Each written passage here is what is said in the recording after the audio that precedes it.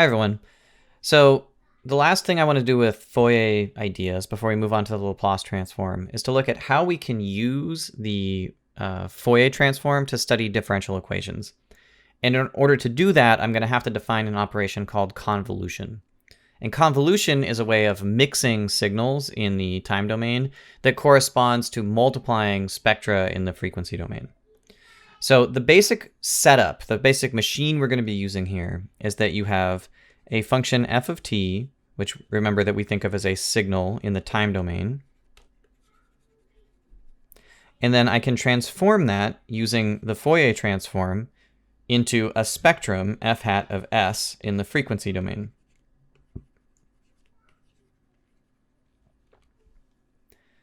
And I can come back using the inverse Fourier transform.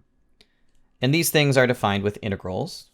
So the Fourier transform of f is the integral from minus infinity to infinity of f of t e to the minus 2 pi I s t dt. That gets rid of the t variable and replaces it with an s variable. And in the other direction, I can inverse Fourier transform a spectrum and rebuild the original time domain signal.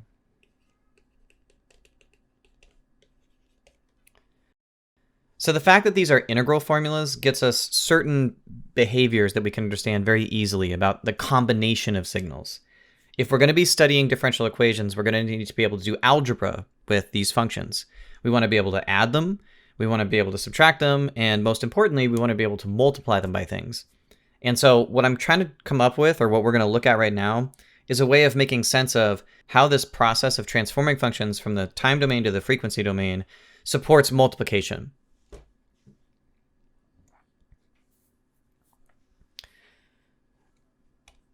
So there's some algebraic rules that are really easy. Because the Fourier transform is built out of an integral, it must be the case that the Fourier transform of the sum of two functions, well, that would be the integral from minus infinity to infinity of f plus g e to the minus 2 pi I s t. And because it's an integral, this actually splits into two integrals.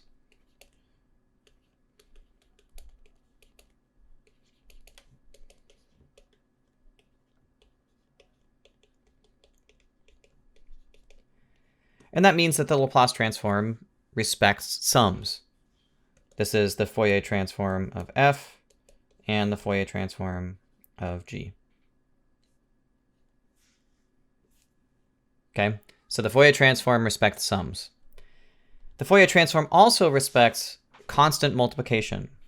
The Fourier transform of a constant a times a function f, well, that's just the integral of a times f of t e to the minus 2 pi I s t dt. And then the constant can be factored out because f is defined in terms of, the Fourier transform of f is defined in terms of an integral.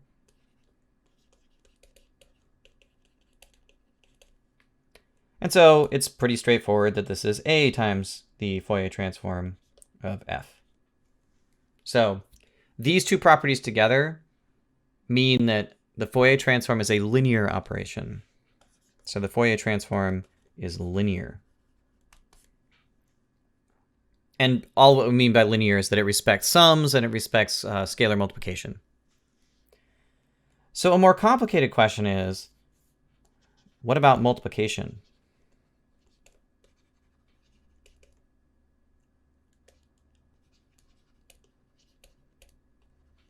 And here's the basic question that we're going to answer with the first part of this.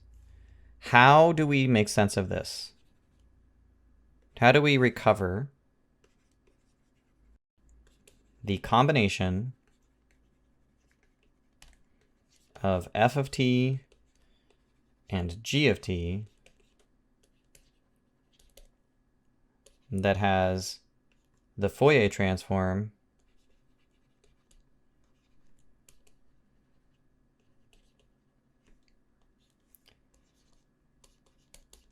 of their product? So how can I combine together f and g in the time domain so that when I do the Fourier transform, their product of their spectrum comes out? So I don't know what is supposed to go right here. Some combination of f and g is supposed to go in this box so that when I apply the Fourier transform, what comes out is the product of the spectra. So that's a complicated question. So the operation that we need to make sense of multiplication, that is, in order to figure out what goes in this box right here, if I could get my pen working, is an operation called convolution. And this is not something that you may have seen in the past. It's just a new way of combining a function f and g together to get a resulting function that is very, very useful in both physical applications and in the mathematical structure of how the Fourier transform is used. And also it turns out to be the case in the Laplace transform as well. So we define the convolution of f and g. So f star g is the convolution of f and g. Or we could say g convolved with f. And the way we define it is g star f of t. So this is an operation in the time domain. G star f of t is equal to the integral from minus infinity to infinity of g of t minus x times f of x dx. And it's worth taking a minute to try to figure out what this is actually doing. So for a fixed value of t, what does this integral actually do? So let's just suppose that we said we wanted to look at g star f at, say, 3. Without using specific functions, let's just take a look at the structure of what that would say we're supposed to do. It says that we're supposed to integrate from minus infinity to infinity of g of 3 minus x times f of x dx. So this is looking specifically at the value of g near 3, because you can think of this as being sort of centered at 3 because of this term right here, right? If x is equal to 3, this whole thing is equal to 0. So the function is sort of centered at 3. And then we've got this f of x that's being multiplied in to what's happening at g near 3. So we can think of this expression as being centered at t, whatever the t value is, in this case 3, but what is it actually doing? Well, usually what you do when you're convolving functions is f is bringing a property to the party that g doesn't have. So if you can imagine for a second that g has corners. So g could have corners, for example, but f could be smooth. So the graph of g has corners in it. So say at 3, there, g had a corner, there's g. And f was a smooth function.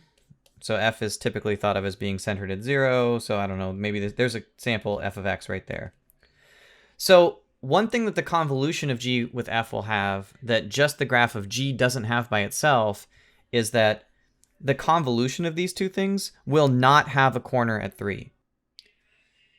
So what we're doing when we're taking this convolution in the specific case that we're talking about is one picture that you might have in mind is if you have a function g, our function g, which is at 3, essentially what the convolution formula is doing is it's putting a little exponential, this exponential decay function at every point of g and then combining them together using the integral. And the function that comes out the other side is sort of averaging g with the behavior of f. So convolution is kind of an averaging process. So whatever, like we said, whatever properties f has, it's put into g by this process of convolution. Right? In this specific example, we're looking at that behavior at 3, which is where the corner is. If I want to visualize what's happening in this specific case, let me show you what a convolution actually does. It's actually easier to understand convolution by examples of how it acts than to try to glean it from the definition of the convolution. So here's a little demo I built in MATLAB that will cover the exact example we were just looking at. This is the function g, which has that corner at 3 that I was talking about. So it's an absolute value function. It's got this sharp corner.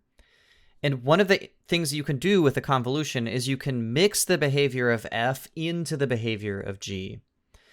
So here's the function f that I want to mix in.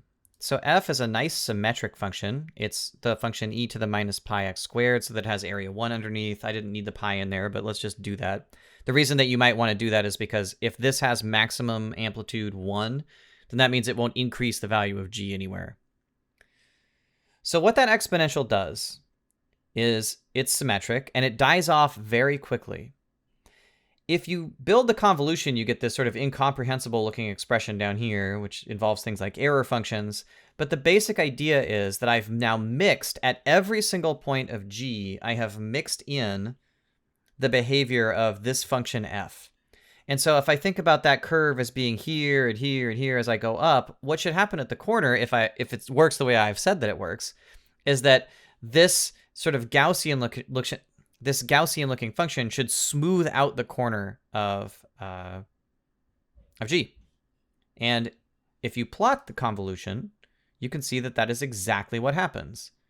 Everywhere up to that corner, f has left g alone, has had a very minimal impact on it. But as soon as I get up near the corner, I get this incredibly nice smooth curve where I've rounded off that lack of differentiability in f. And this is one of the most common uses of convolution, is to make things that are not smooth into smooth functions. So if f is smooth, then f is going to force the convolution to be smooth, regardless of the behavior of g. So smoothing is one of the big applications of convolution. More broadly, this is part of a type of mathematics called filtering, which comes up in a lot of engineering and physics applications. So that's an example of what convolution does.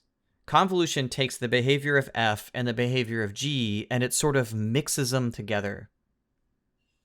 So that's the example I want you to keep in mind. If you're staring at that integral and it looks sort of mysterious and hard to figure out, that's precisely what is happening. We know then that convolution is an averaging expression. There's an averaging operation. And it turns out to be symmetric. The convolution of g with f is the same as the convolution of f with g. So g star f is equal to f star g. So it's symmetric. Because it's built out of an integral, it turns out to be the case that a times f convolved with g is equal to a times f convolved with g. This is actually starting to look a lot like a multiplication. So when you start putting these properties together, this really starts to look like multiplication.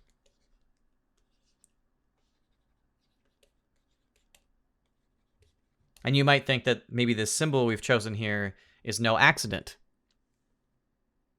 So here's the big deal with convolution in reference to the Fourier series, or the Fourier transform. It turns out to be the case that this is precisely the operation that we need in the time domain to get multiplication in the frequency domain. So this is called the convolution theorem. The convolution theorem says that if I Fourier transform a convolution, I get a product of spectra.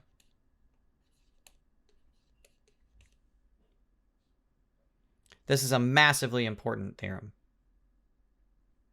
Okay, because what it says is if I have a function and I transform those functions into spectra and I work on the spectra independently and I want to recover a signal, the way I recover the signal is with the convolution.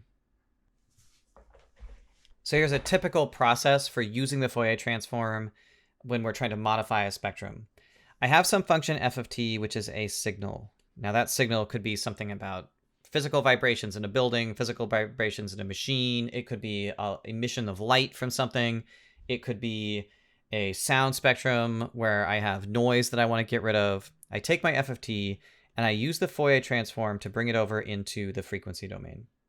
This is step one. I Fourier transform over here. I get f hat of s, which is a spectrum.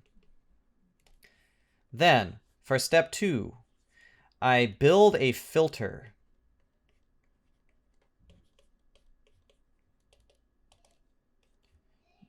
G hat of s. That is, I come up with another spectrum that I can multiply by f to modify the spectrum. So the filter G can do all kinds of things. It could reduce certain frequencies. It could band limit the frequencies that are present in some signal. It could shift the frequencies. So whatever it is that G does, it's going to push things around by multiplication. So I build a filter G hat of S so that F hat of S, G hat of S has the desired spectrum.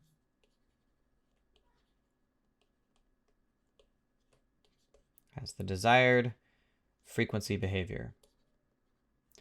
So how do I get back to the time domain? Here's step 3. I think about this as being equal to the Fourier transform of F times the Fourier transform of G. And now I want to go over here. Well, I can't use the inverse Laplace transform. I have to use the convolution theorem, which says that if I want to go back to the time domain, I should be looking for a function h of t, which is equal to the convolution of G with F. So there's one more intermediate step here, which is that in order to make the convolution, I have the function G, not G hat. So I'm actually going to have to compute the inverse transform of G hat, which is G, and then that will be the function that gets plugged in right here. And typically the G hats that you use, the filtering functions, are functions that are standard and well understood. But that's the general process of how this convolution theorem interacts with the Fourier transform. I have a signal, I want to modify it, so I build myself a filter, I multiply the frequencies to get the behavior that I want in the frequency domain, and then I go backwards with the convolution theorem and the inverse Fourier transform to build h of t, which is the modified signal.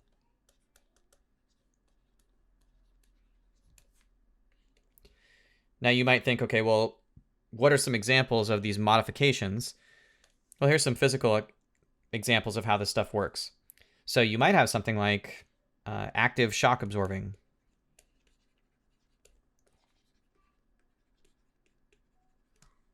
So active shock absorbers read the pattern of movement in, say, a set of wheels, and they look at those frequencies and they multiply in a reduction to those frequencies in the particular frequencies they're looking for.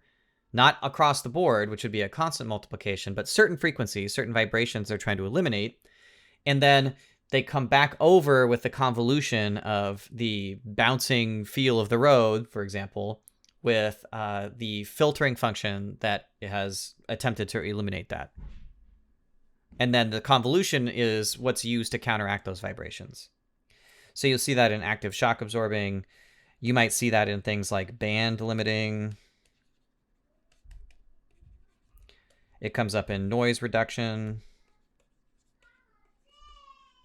And any other situation where you have certain frequencies that you're trying to eliminate, but you need to recover a time domain signal to implement that. So now we've talked a little bit about how the convolution of functions smooths out the convolution, right? If I have a function g, it's got a corner, I hit it with a function f that's smooth, and I take the convolution, then we get a smoothing of g with respect to f. So there's a more formal way to put that, which is the way that differentiability works when we've got a convolution of functions. So just assume that g is a function.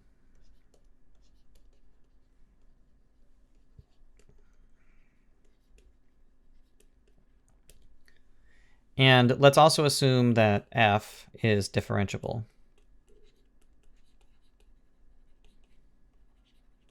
So if you like, you can assume here that g has a corner of some kind, right? Or corners. G is not a smooth function, f is a smooth function. So it turns out to be the case that if you took the derivative of the convolution of f and g, and you're thinking of convolution as acting like multiplication, then you might think that there's some sort of product rule that should happen here. Well, it turns out that there kind of is, but it's a very simple product rule. It's not the multiplicative product rule.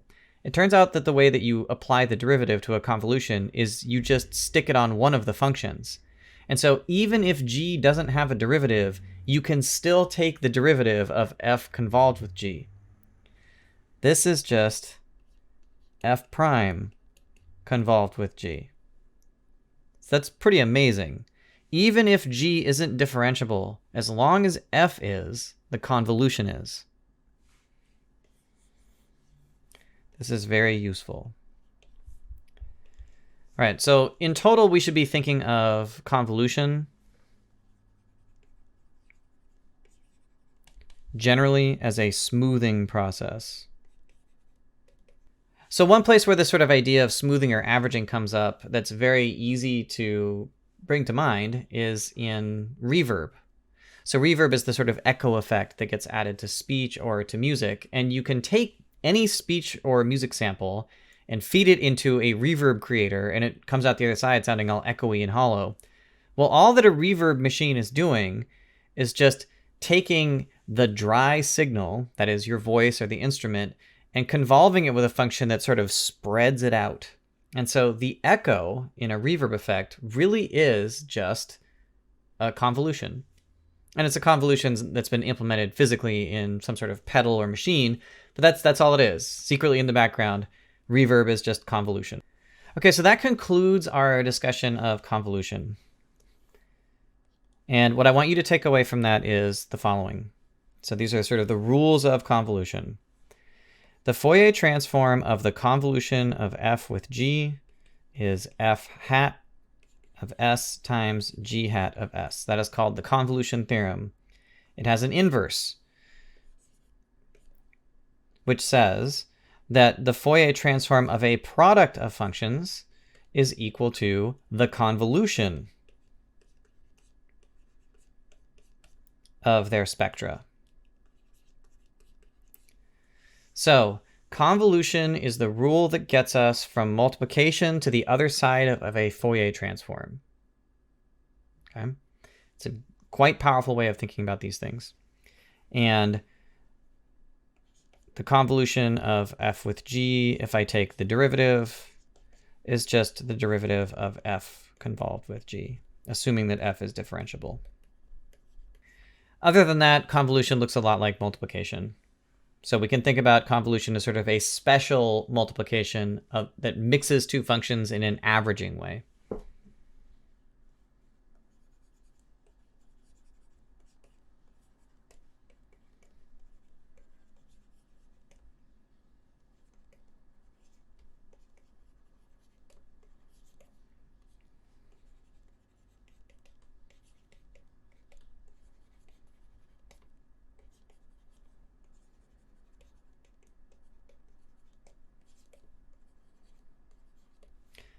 And that's it.